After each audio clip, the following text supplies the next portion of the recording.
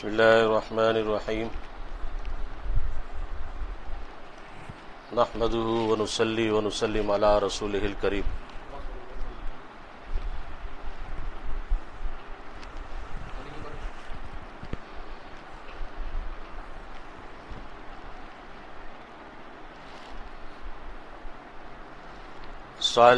صحبت صالح کیوں ضروری ہے؟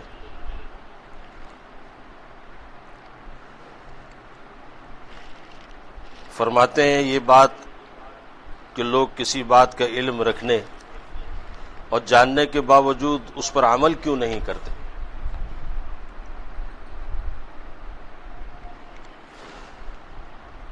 یہ بات کہ لوگ ہم کسی بات کا علم رکھنے اور جاننے کے باوجود اس پر عمل کیوں نہیں کرتے، اس کا ایک ہی سبب اور ایک ہی وجہ ہے، اور وہ ہے کسی عالم بعمل کی صحبت کا نہ ہونا۔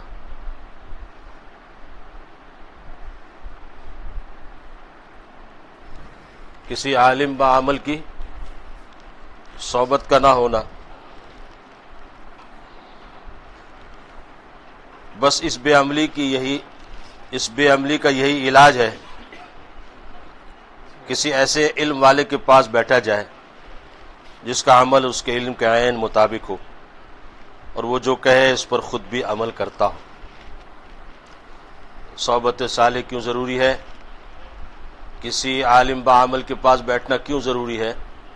اس سے کیا فائدہ ہوتا ہے؟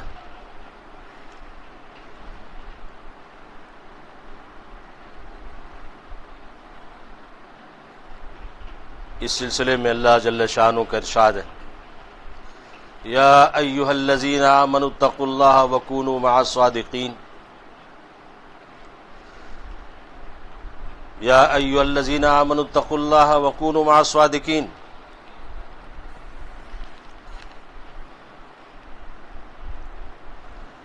فرمایا کونوا مع الصادقین، سچوں کے ساتھ رہ پڑو، سچوں کے ساتھ رہ پڑو۔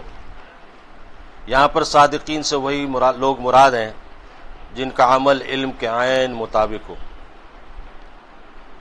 ایسے لوگوں کے ساتھ رہنے کو فرمایا گیا۔ صرف رہنے کو نہیں بلکہ وہاں پڑے رہنے کو فرمایا گیا،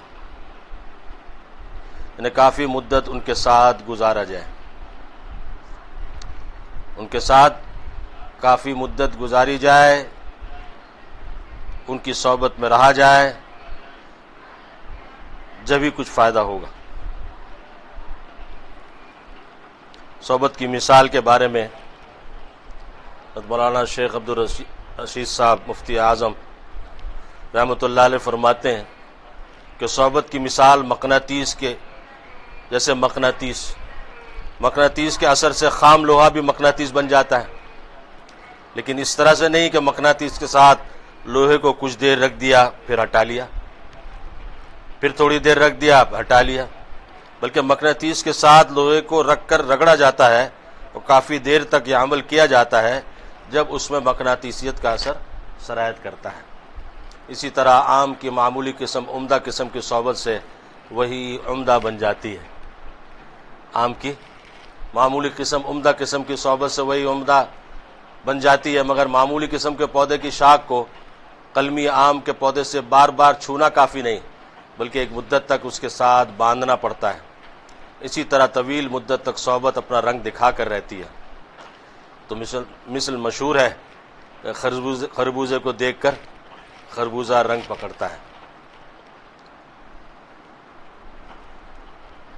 اللہ جل شانہ فرماتے ہیں سرکار دو عالم صلی اللہ علیہ وسلم سے، آپ خود ان لوگوں کے ساتھ مقید رکھا کیجئے جو صبح شام یعنی علی الدوام اپنے رب کی عبادت محض اس کی رضا جوئی کے لیے کرتے ہیں۔ آپ خود کو ان لوگوں کے ساتھ مقید رکھا کیجئے جو صبح شام یعنی علی الدوام اپنے رب کی عبادت محض اس کی رضا جوئی کے لیے کرتے ہیں۔ صبر کے معنی ہیں باندھ کر رکھنا، مقید رکھنا۔ رسول اللہ صلی اللہ علیہ وسلم کو ارشاد ہو رہا ہے کہ اپنے آپ کو صحابہ رضی اللہ عنہم کی تربیت کی خاطر، صحابہ کی تربیت کی خاطر مقید رکھیں، ان کو اپنی صحبت بابرکت سے مستفید ہونے کا موقع دیں تاکہ لوگ دین حاصل کر سکیں اور نبوت کے انوار و برکات سے اپنے دلوں کو مجلہ کر سکیں۔ علم کتاب اور رسالوں کے مدد سے بھی حاصل ہو سکتا ہے، علم کتابوں اور رسالوں سے بھی کی مدد سے بھی حاصل ہو سکتا ہے، لیکن اس پر عمل جبھی ہو سکتا ہے کسی باعمل کے پاس بیٹھ کر دیکھا جائے۔ یہاں پر ایک نقطہ یہ بھی معلوم ہوا، اہل اللہ کی پہچان ایک یہ بھی ہے کہ ان کا دل حقیقت میں لوگوں میں بیٹھنے سے خوش نہیں ہوتا۔ اہل اللہ کی پہچان ایک یہ بھی ہے کہ ان کا دل حقیقت میں لوگوں کے میں بیٹھنے سے خوش نہیں ہوتا، ان کو تو بس خلوت محبوب ہوتی ہے، تنہائی، یکسوئی کے ساتھ اللہ تعالیٰ کی یاد میں لگنا، دعا میں لگنا، چپکے چپکے محبوب سے باتیں کرنا، اپنے دکھڑے سنانا، امت کے احوال اللہ کے سامنے پیش کرنا اور اللہ تعالیٰ سے گر گرا کر کے ان سارے پریشانیوں کو دور کرنے کی دعاؤں میں لگنا۔ ان کو تو بس خلوت محبوب ہوتی ہے، ذرا موقع ملے اپنے محبوب حقیقی سے لو لگائیں، لیکن جب اللہ تعالیٰ کا حکم ہوتا ہے کہ مخلوق کو فائدہ پہنچاؤ تو مجبوراً امر الہی اس کام پر آمادہ ہوتے ہیں۔ حقیقت میں ان کا میلان خلوت گزینی کی طرف ہوتا ہے۔ زیادہ سے زیادہ محبوب حقیقی کے جلوہ سے اپنے آنکھیں ٹھنڈی کریں، لیکن جب محبوب حقیقی حکم فرما دیتے ہیں کہ آپ ان کے جمال کو آئینے میں دیکھیں اور اہل اللہ، اہل دنیا کی اصلاح کی طرف متوجہ ہوتے ہیں۔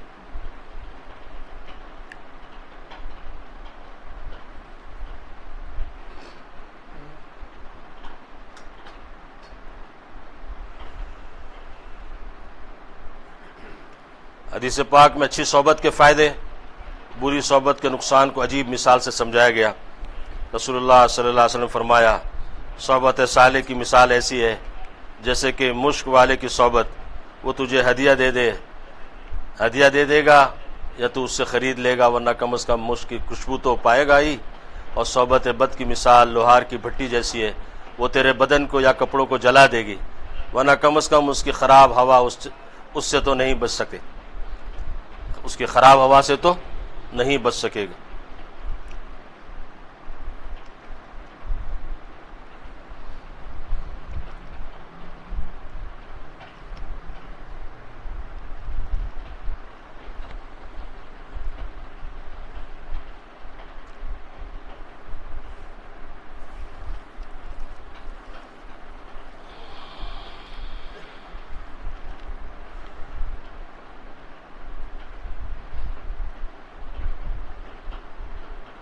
صحابہ کرام رضی اللہ عنہ اجمعین فرماتے ہیں، رسول اللہ صلی اللہ علیہ وسلم کو جب دفن کر دیا گیا تو ہم نے اپنے دلوں کو متغیر پایا۔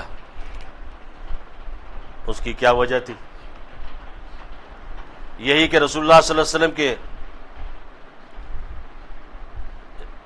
پردہ فرمانے پر آپ کے اصحاب نے اپنے دلوں میں خلا محسوس کیا، کیونکہ آپ کا وجود مسعود باعث انوار و برکات تھا۔ جیسے پردہ فرمایا، صحابہ کہتے ہیں کہ ہم نے اپنے دلوں میں فرق محسوس کیا۔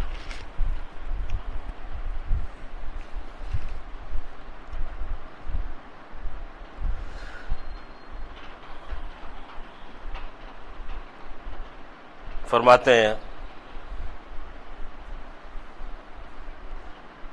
اپنے شیخ کے بارے میں فرماتے ہیں، کسی نے صحبت کی ضرورت پر گفتگو کی تو حضرت رحمۃ اللہ علیہ نے ان سے فرمایا صحابی بن جاؤ۔ انہوں نے کہا صحابی کس طرح بن سکتا ہوں؟ کہا حضرت نے فرمایا اچھا تو پھر تابعی بن جاؤ۔ انہوں نے کہا کہ تابعی کس طرح بن سکتا ہوں؟ انہوں نے فرمایا اچھا پھر تبع تابعین بن جاؤ۔ انہوں نے کہا یہ کس طرح ممکن ہے؟ حضرت رحمۃ اللہ علیہ نے فرمایا معلوم ہوا صحابی اسی وقت بن سکتا ہے جب رسول اللہ صلی اللہ علیہ وسلم کی صحبت میں رہا ہو، تابعی اس کو کہتے ہیں جو صحابی کی صحبت میں رہا ہو، اور تبع تابعی اس کو کہتے ہیں جس نے تابعی کی صحبت اٹھائی ہو۔ لفظ صحابی پر غور کریں تو معلوم ہوگا یہ صحبت ہی سے بنا ہے، حضرت صحابی حضرات صحابہ رضی اللہ عنہم ہی ہیں جنہوں نے مصاحبت رسول صلی اللہ علیہ وسلم اختیار کی اور رسول اللہ صلی اللہ علیہ وسلم کی صحبت میں رہے، ان سے فیض حاصل کیا۔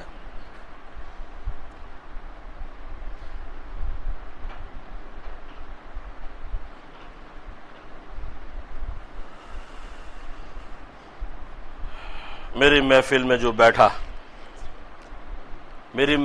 جو بیٹھا اٹھا آتش بجا ہو کر دلوں میں آگ بھر دیتی ہے، آتشیں میری اے سوختہ جاں، پھونک دیا کیا میرے دل میں اے سوختہ جاں، پھونک دیا کیا میرے دل میں اے شعلہ زن، ایک آگ کا دریا میرے دل میں، جس قلب کی آہوں نے دل پھونک دیے لاکھوں، اس قلب میں یا اللہ کیا آگ بھری ہوگی۔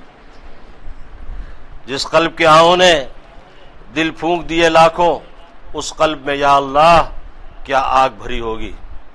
جو آگ کی خاصیت وہ عشق کی خاصیت، ایک خانہ بخانہ ہے، ایک خانہ بخانہ ہے، ایک سینہ بسینہ ہے۔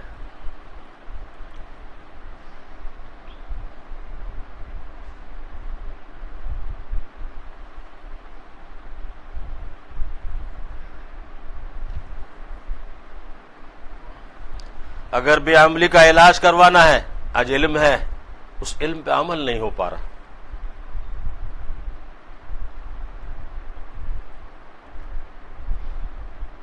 علم پر عمل نہیں ہو پا رہا۔ بے عملی کا علاج کروانا ہے تو وہ صرف صحبت ہی سے ہو سکتا ہے، اور صحبت ضروری ہے جس کے دلائل اوپر مذکور ہوئے۔ اب یہ کہ صحبت کیسے اور کیوں کر فائدہ پہنچاتی ہے، اس کا بیان کرنا مقصود ہے، حالانکہ اس کی ضرورت نہیں تھی۔ ڈاکٹر کا دوا بتا دینا ہی کافی ہوتا ہے، کوئی ڈاکٹر سے یہ نہیں پوچھتا کہ اس دوا کا اثر کس طرح ہوتا ہے، بس دوا استعمال کر لی جائے، فائدہ خود بخود مشاہدہ ہونے لگتا ہے۔ ہم سے تو بس کیا پوچھا جانا چاہیے، کیوں پوچھنے کی ضرورت نہیں۔ اس لیے کہتے ہیں کہ اللہ والوں کی صحبت سے اس کو فائدہ ہوتا ہے کہ جو کچھ کہا جائے اس کو کر لیا جائے۔ جس شیخ کے بارے میں جس مرید کو یہ نہ ہو کہ میرا شیخ مجھ سے علم کے اعتبار سے مجھ سے بڑا ہوا ہے، اس وقت تک اس کو فائدہ نہیں ہوگا۔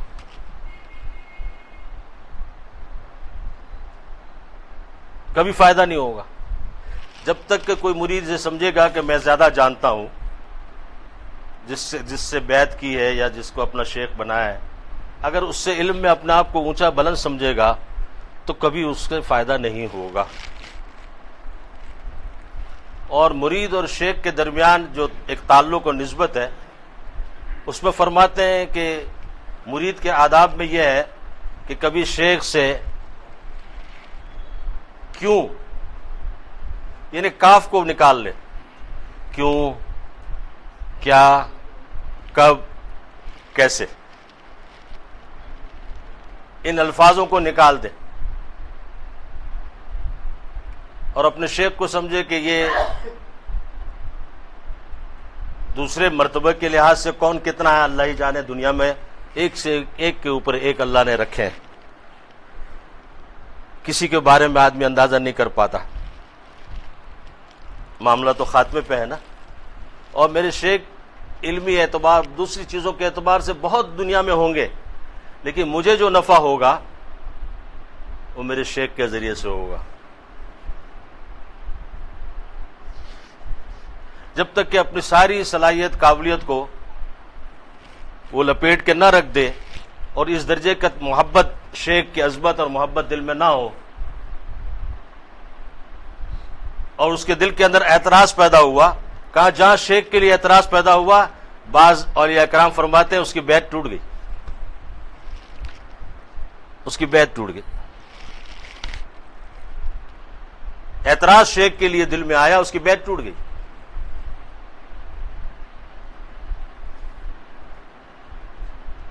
اور شیخ ہوا جو کرتے ہیں حضرت، غالباً مجھے اب یاد نہیں ہے کہ حضرت گنگوئی رحمۃ اللہ علیہ، مولانا عبدالرشید گنگوئی رحمۃ اللہ علیہ کے بارے میں ہے، یا حضرت حکیم الامت اشرف علی تھانوی صاحب رحمۃ اللہ علیہ کے بارے میں، کہ فرمایا کہ جو مجھ سے اصلاحی تعلق قائم کرتے ہیں میری نظر ان کی کمی کی طرف رہتی ہے.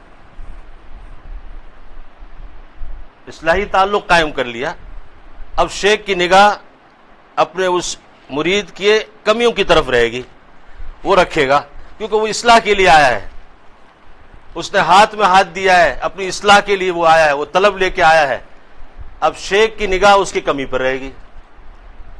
اور غالباً حضرت حکیم الامت رحمۃ اللہ علیہ، اشرف علی تھانوی صاحب رحمۃ اللہ علیہ، یا کوئی اور بزرگ ہیں، وہ فرماتے ہیں کہ جو اصلاحی تعلق مجھ سے قائم کرتا ہے میری نگاہ اس کی کمی کی طرف رہتی ہے، اور اس کے علاوہ کے لوگوں کی خوبیوں کی طرف میری نگاہ رہتی ہے.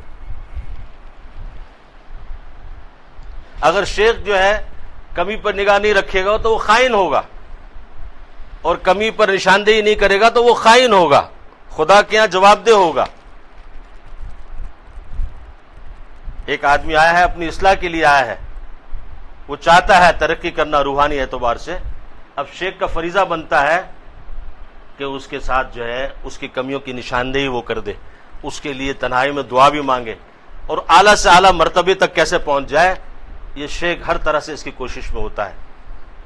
اور مشائخ جو ہوا کرتے ہیں وہ مختلف نوعیت سے امتحان بھی لیتے ہیں اپنے مریدین کا.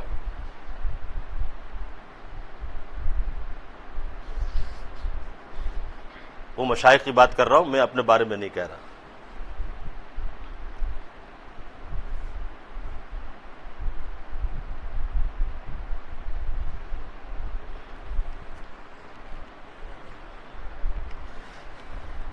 تو شیخ کے اور مرید کے درمیان ربط جو ہوتا ہے، ایک تو سب سے اس کی چابی اور کلیدی جو ایک چیز ہے وہ شیخ سے قلبی لگاؤ اور تعلق محبت کا ہے. یہ محبت جو ہے شیخ کے ساتھ جو ہے وہ عظمت اور محبت یہ بہت جلد اس کو آگے نہیں لے جاتی ہے، بہت جلد آگے لے جاتی ہے. اور ادب، اس لیے کہتے ہیں باادب، آپ نے لکھا ہوا بزرگوں کی خانقاہ کے اوپر مختلف جگہ، باادب با نصیب، بے ادب بے نصیب. اس لیے کہتے ہیں شیخ کی طرف ٹکٹکی باندھ کر مت دیکھو. اہل اللہ جو ہوتے ہیں ان کے چہرے کی طرف ٹکٹکی باندھ کے بھی مت دیکھو، یہ بھی ادب کے خلاف ہے. کبھی دیکھا، کبھی نظر جھکا لی، ادب کا تقاضا، ادب کا تقاضا. جیسے بڑوں کا ادب ہوتا ہے، اور والدین کے آداب میں تو کیا اف تک مت کہو. کہاں اف سے بھی ہٹ کر کوئی اگر کوئی لفظ ہوتا اور تو وہ اف تک مت کہو. اب اصلاحی تعلق بھی قائم کیا ہوا ہو، اور پھر شیخ کے لیے دل میں اعتراض بھی ہو، اور وہ اللہ سبحانہ و تعالیٰ کی ذات جو ہمیں دیکھ رہی ہے، ہر وقت سن رہی ہے، جان رہی ہے، وہ دلوں کو جاننے والی ہے. اس مرید کے کیا فیض اللہ کے یہاں سے. شیخ کچھ نہیں ہوتا، بس ایک واسطہ ہوتا ہے اللہ تعالیٰ کی رحمت کو اتروانے کا، اور ایک اللہ کی طرف سے جو کچھ ملتا ہے جس کسی کو ملا ہے بس اللہ تعالیٰ کے وحدہ لا شریک لہ کی طرف سے ملا ہے. لیکن شیخ ایک واسطہ ہوتا ہے، بس ایک ذریعہ بنتا ہے. جب شیخ جو ذریعہ ہے اس کے بارے میں بھی اگر دل میں کوئی بات آتی ہے، اب کیسے فیض پہنچے گا.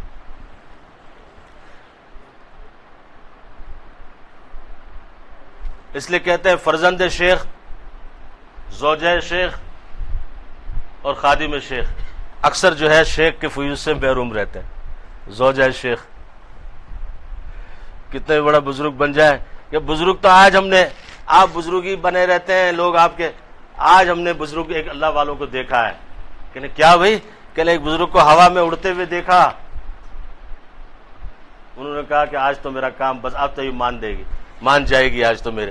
کہنے گا وہ میں تھا، اچھا آپ تھے، اچھا جبھی تو میں کہوں کہ وہ ٹیڑھے ٹیڑھے اڑ رہے تھے، اس میں بھی نقص نکال لیں.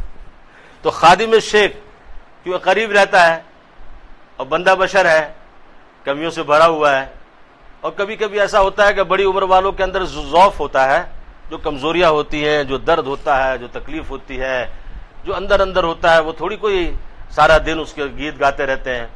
وہ تو جس حال میں پھر خود مبتلا ہوتا ہے پھر اس کو پتہ چلتا ہے کہ یہ اس عمر میں کیا کیا تقاضے، کیا کیا تکلیفیں اور کیا کیا مشکلات جو ہے بڑی عمر والوں کے ساتھ ہوتی ہے، تکلیفیں ہوتی ہیں۔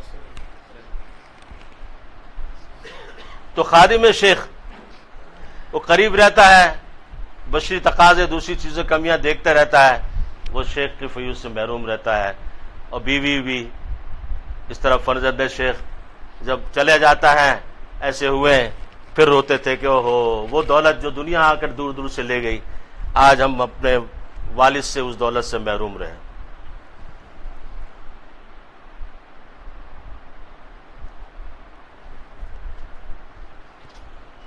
تو فرماتے ہیں اللہ تعالیٰ کہ نیک بندوں پر اللہ تعالیٰ کی طرف سے خاص رحمت کا نزول ہوتا ہے۔ یعنی نیک اللہ والوں کی صحبت کا فائدہ بیان کیے جا رہے ہیں کہ اللہ والے نیک بندوں پر اللہ تعالیٰ کی طرف خاص رحمت کا نزول ہوتا ہے۔ جس مجلس پہ اللہ تعالیٰ کا ذکر، اس کی یاد ہوتی ہے، فرشتے اس مجلس کو گھیر لیتے ہیں، اہل مجلس کے لیے دعا کرتے ہیں، اللہ تعالیٰ بھی اپنے فرشتوں میں ان اہل مجلس کا ذکر فرماتے ہیں۔ کتنی بڑی برکت کی بات ہے، اللہ تبارک تعالیٰ فرشتوں کے سامنے تمام اہل مجلس کا ذکر فخریہ کرتے ہیں۔ حضرت نانوتی رحمۃ اللہ علیہ سے کسی نے پوچھا، لوگ صالحین کے قریب دفن ہونے کی تمنا کرتے ہیں،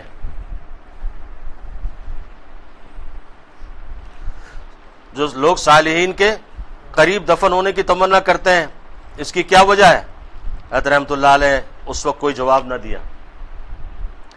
بعد میں خادم آپ کو پنکھا جھیل رہا تھا، بعد میں جب خادم آپ کو پنکھا جھیل رہا تھا تو پوچھا ساتھ بیٹھنے والوں کو بھی کچھ ہوا آ رہی ہے یا نہیں؟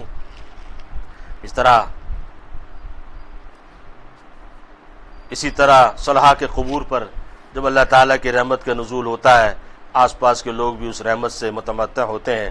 اسی طرح جب اللہ والوں کی صحبت میں کوئی بیٹھے گا تو اللہ کی رحمت سے مستفید ہوگا، اس پر بھی رحمت کی ہوائیں چلیں گی۔ جو کوئی کسی اللہ والے کے پاس جاتا ہے، اس کا مقصود دنیا طلب کرنا نہیں ہوتا، محض اللہ کی خاطر دین کی طلب لے کر جاتا ہے، اپنی اصلاح کی فکر لے کے جاتا ہے۔ جس شخص کے پاس وہ جا رہا ہے اس سے اس کی محبت بھی ہوتی ہے، تو جو شخص اللہ کی خاطر اس کے دین کے طلب میں لگ جاتا ہے، اس طالب و مطلوب جس سے وہ دین حاصل کرنے جا رہا ہے، دونوں پر اللہ تعالیٰ رحمت سے متوجہ ہو جاتے ہیں، کیونکہ اللہ تعالیٰ کے محبوب بندوں سے محبت کرنے کی وجہ سے اللہ تعالیٰ اس بندے سے بھی محبت کرنے لگتے ہیں۔ جب اللہ تعالیٰ اس سے محبت کرنے لگیں تو اس سے بڑھ کر نعمت کیا ہو سکتی ہے؟ اللہ تعالیٰ کے محبوب بندوں کی محبت بھی بڑی چیز ہے۔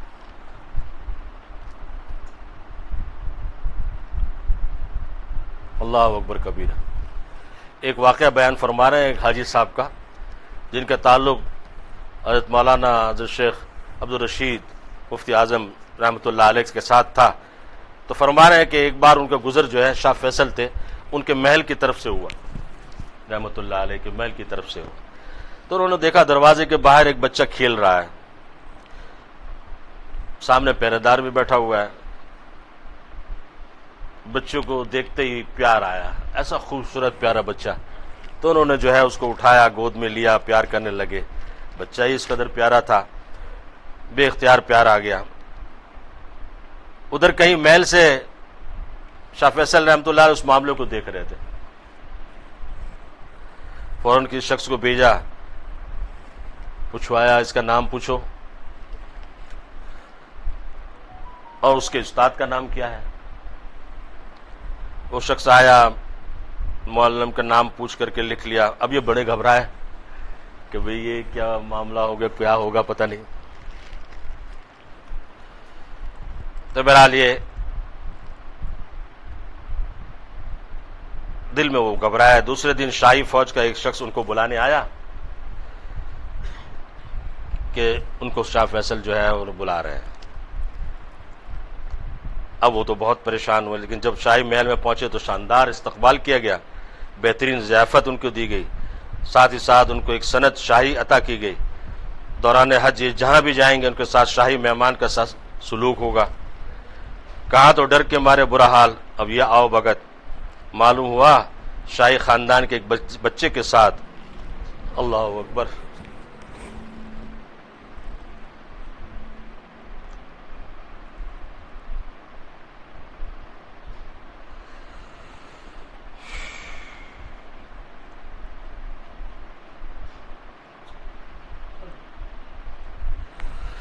شاہی خاندان کے ایک بچے کے ساتھ اگر کوئی محبت اور پیار کا سلوک کرتا ہے، بادشاہ کو یہ ادا پسند آ جاتی ہے، اس کا اس قدر اعزاز و اکرام ہوتا ہے، اس قدر انعام ملتا ہے۔ سوچنا چاہیے جب کوئی بندہ اللہ تعالیٰ کے راستے میں دین کے خاطر نکلے، کسی اللہ تعالیٰ کے بندے سے محبت رکھے، تو اس کو اللہ تعالیٰ کس قدر پسند فرمائیں گے، اس کا اعزاز و اکرام کس قدر ہوگا۔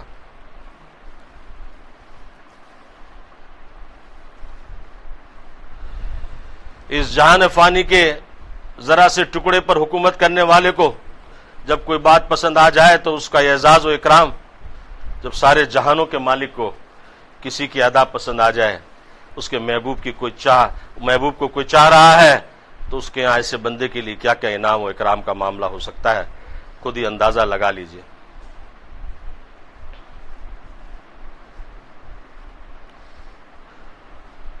ان صاحب نے جب مجھے اپنا قصہ سنایا تو اس وقت میرا یہ معمول ہے کہ جب درود پڑھتا ہوں تو اس واقعے کے استحضار کر لیتا ہوں، یا اللہ تیرے محبوب صلی اللہ علیہ وسلم سے ہمارا محبت کا تعلق ہے، اس تعلق کی خاطر تیرے محبوب کی محبت کی خاطر تیرے محبوب کے وسیلے سے ہم بھی تیرے عنایت کے امیدوار ہیں۔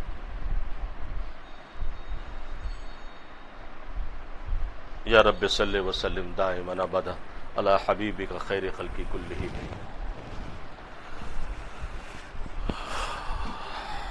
سبحان اللہ وبحمدہ، سبحانک اللہم وبحمدک، نشہد ان لا الہ الا انت، نستغفرک ونتوب الیک، نستغفرک ونتوب الیک، نستغفرک ونتوب الیک، رب اغفر وارحم وانت خیر الراحمین۔